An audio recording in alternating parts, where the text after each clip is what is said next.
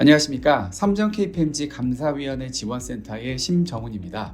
삼정 KPMG 감사위원회 지원센터는 다양한 발간물과 세미나를 통해 감사위원회의 역할 강화를 지원해 오고 있습니다.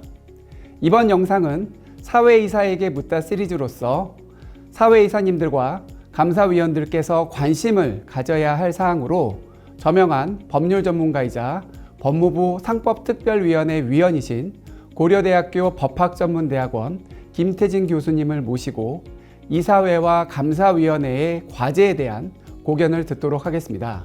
그럼 교수님을 모시도록 하겠습니다.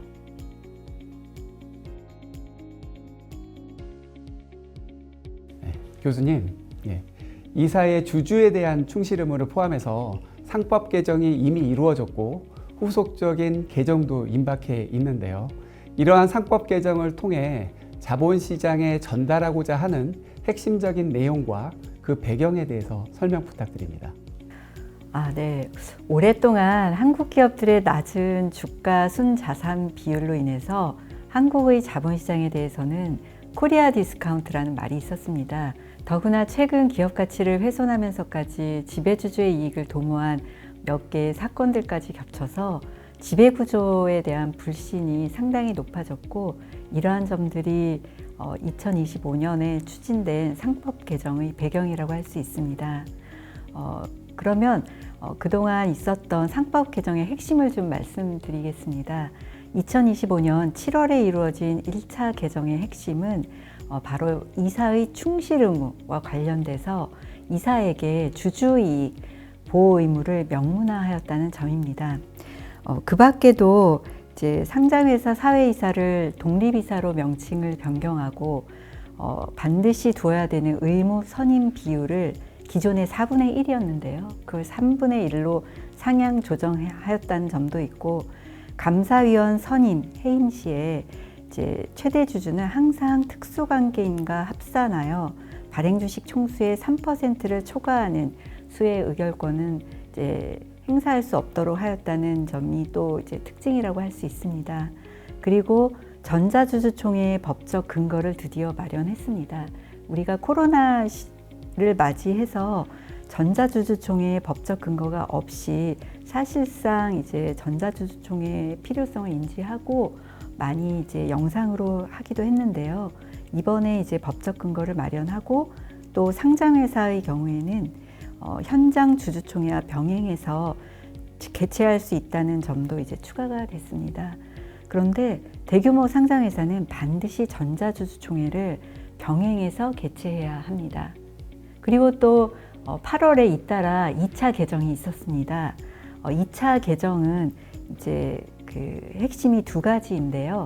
첫 번째는 대규모 상장회사에 한해서 집중투표제를 의무화하고, 또 대규모 상장회사 혹은 이제 기존의 감사위원회를 두고 있는 자산총액 1,000억 원 이상 상장회사의 경우에는 기존의 1명의 감사위원 분리선출을 이제 규정하고 있었는데, 이걸 2명 이상으로 확대한 점이 특징이라고 할 수 있습니다.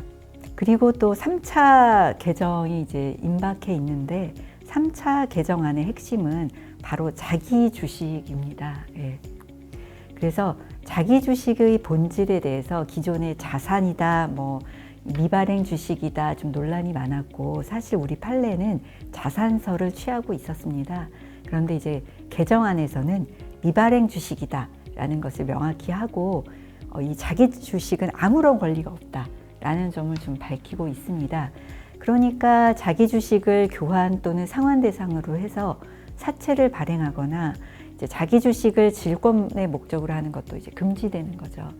그리고 또 회사 합병이나 분할 시에 자기 주식에 대해서 합병 신주, 분할 신주를 배정하는 것도 이제 금지됩니다. 그래서 1년의 상법 개정은 결국 소수 주주권 강화, 그리고 이사회의 독립성과 투명성 보장이 주요 키워드라고 할 수 있습니다.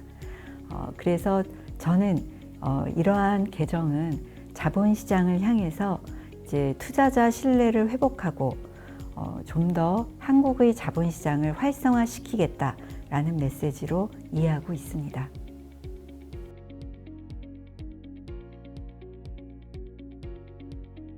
그 상법 개정의 내용을 보면 집중투표 제도, 그리고 독립이사에 대한 의무 비율 상향, 그리고 감사위원회 분리선출 확대와 3% 룰의 강화가 눈에 띄는데요.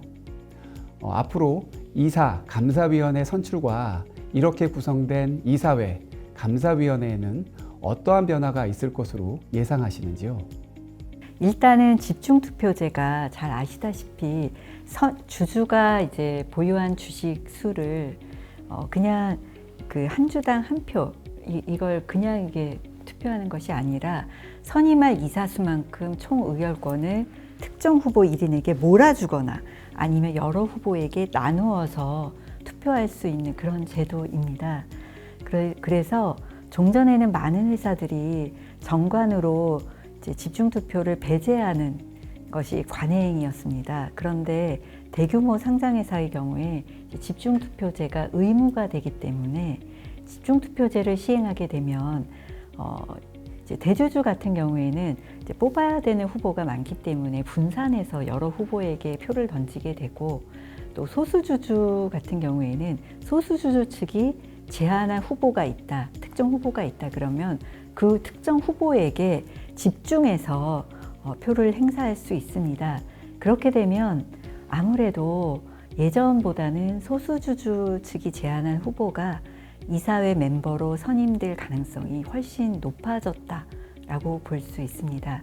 그렇기 때문에 소수주주의 영향력이 이사회 구성에 있어서 좀 더 이제 좀 커질 것이다, 그렇게 예상이 되고요. 또 개정상법이 전면 시행되면 이제 감사위원 선임에 있어서 최대 주주는 반드시 특수관계인과 합산해서 그 3% 이상을 초과해서는 행사할 수가 없습니다. 그렇게 되면 이제 감사위원은 결국 사회이사거든요. 감사위원은 이사거든요. 그래서 마찬가지로 이것도 이사 선임에 있어서 최대 주주의 영향력이 약해지는 그 효과를 가져올 것 같습니다.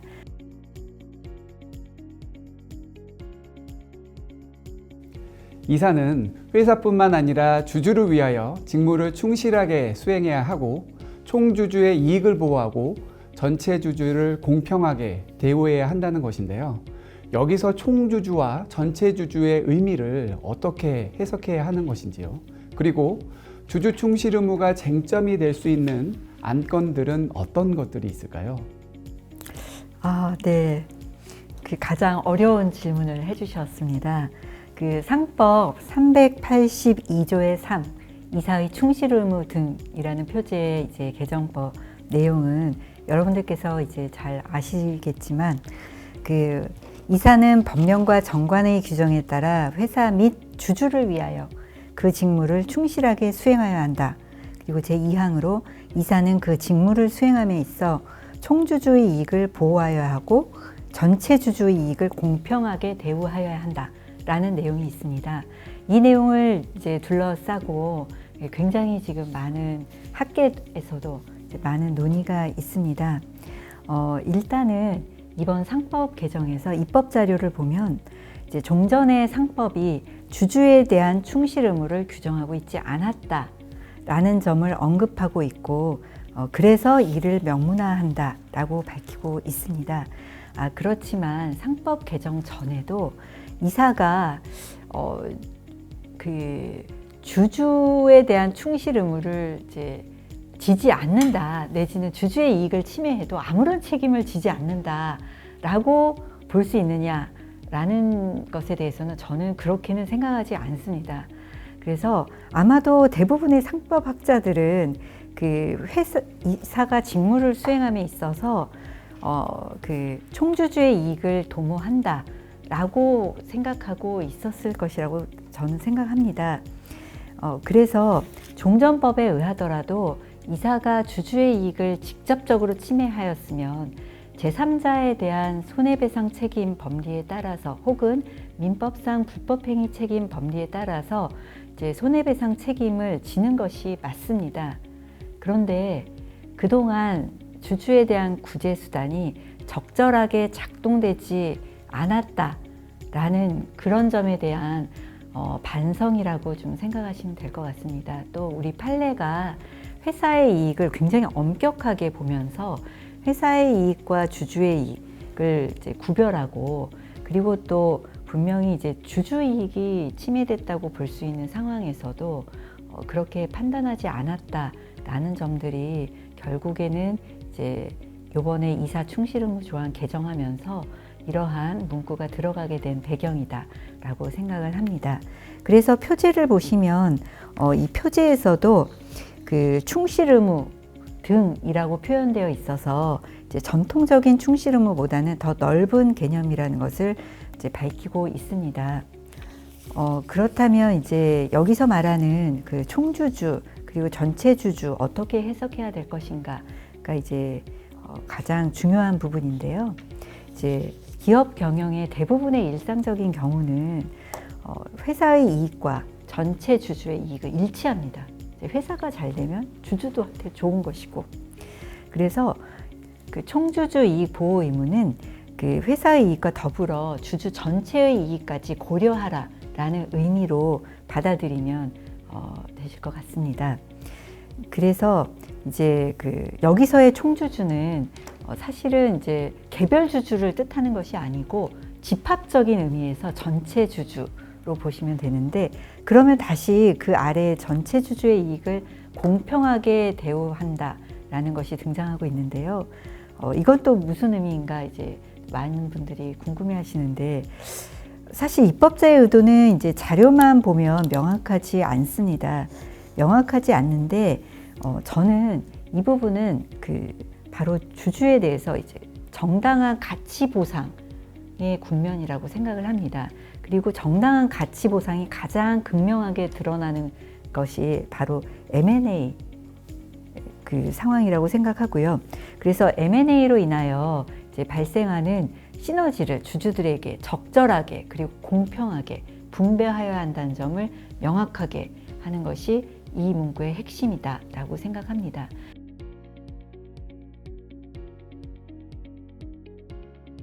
상법 개정으로 인해 이사와 감사위원회 법적 책임이 종전보다는 커졌다고 볼 수 있는데요. 교수님께서는 어떻게 생각하시는지요? 그리고 최근에 배임죄 폐지에 대한 논의가 한참 진행 중에 있는데, 만약에 배임죄가 폐지가 된다면 이러한 법적인 리스크가 상당 부분 줄어든다고 볼 수 있을까요? 어쩌면 그 사회이사분들이 가장 관심이 많으신 질문이 아닐까 그런 생각이 듭니다. 이사 그리고 또 그 중에서도 감사위원이 되는 이사 같은 경우에는 법적 리스크에서 자유로울 수가 없습니다. 그래서 의사결정 시에는 항상 이제 내가 이렇게 의사결정하면 책임이 뒤따른다라는 점을 아셔야 될 것 같습니다. 그런데 이제 상법 개정으로 그 법적 리스크가 종전보다 더 커졌냐라고 이제 그런 관점에서 본다면 이 배임죄로 처벌될 법적 리스크에 있어서 이제 이것도 견해가 나뉘는 부분입니다. 종전과 변함이 없다라고 보는 견해도 있고요. 그렇지만 이제 일각에서는 주주에 대해서 충실 의무를 부담하고 있다라고 했기 때문에 이제는 주주 이익을 침해한 경우에도 배임죄 성립이 가능하다라는 해석론도 있습니다. 그렇게 되면 분명히 종전보다 배임죄로 처벌될 수 있는 여지가 더 커진 거죠. 그래서 배임죄 처벌은 이제 향후 폐지되는지는 잘 모르겠지만 좀 더 지켜봐야 될 것 같고, 이런 형사적인 책임과는 별개로 민사적인 책임에 있어서는 오히려 최근에는 더 그 민사적인 책임에 있어서 이제 그 손해배상 액수가 더 증가하는 경향이 있고, 또 법원에서도 좀 더 이사의 그 의무에 대해서 더 중요하게 인식하는 것 같습니다. 그래서 법적 리스크는 결코 적어지는 것이 아니라 더 커지고 있다라고 그런 생각이 듭니다. 그리고 또 이번 상법 개정을 통해서 이제 주주들에 대해서 학습 효과가 많이 이루어졌어요. 그래서 주주들의 감시 활동이 더 활발해지지 않을까라고 저는 생각합니다.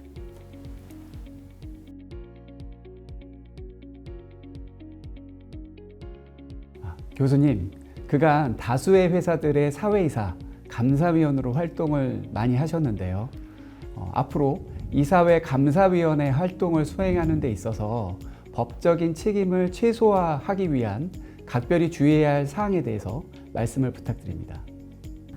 일단은 사회이사 혹은 이제 감사위원으로 이제 그 업무를 수행하면서 저희가 이제 경영 판단 원칙이라는 것이 있지 않습니까? 그래서 경영 판단 원칙의 적용을 받기 위해서는 대전제가 충분한 정보를 가지고 결정한다라는 것이 있습니다.